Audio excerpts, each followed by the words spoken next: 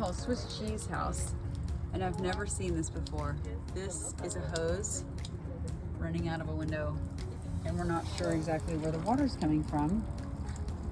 This is a property that's just about to get rehabbed, and this is my second time going inside. We call this the Swiss cheese house because there are so many holes in the walls that it looks like Swiss cheese, and there was a family living here and they ended up leaving, and it's now going to be rehabbed.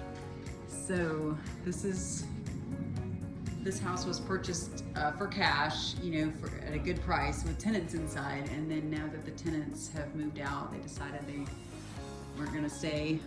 The owner is going to rehab it. So this is the living room. I'll just do a quick tour. It's kind of fun to see the before and after. So again, this is Swiss cheese house.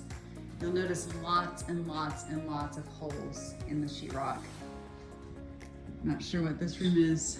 This is the source of the water. You can see the little tube here, and it's coming out here, but I have no idea where it's coming from. We're not anywhere near the bathroom. So weird. So then I'll go back where I came in. This is the living room, which I showed you, Swiss cheese.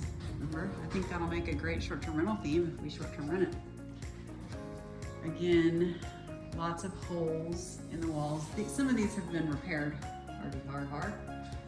And then I'm not quite sure what's going on over here. But this house is gonna be beautiful soon. There's 2 bedrooms down and then 1 bedroom up top. Oh, we've lost our mirror. So this is the inside of Swiss cheese. I've had a lot of people say, I wanna get in there. And today's the first day. Wow, there's no light fixture. This is the downstairs. This is actually my favorite room in the house. This is the upstairs.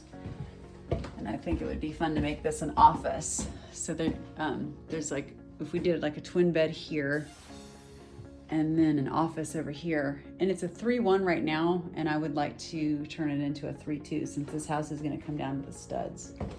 And that concludes our tour of Swiss cheese.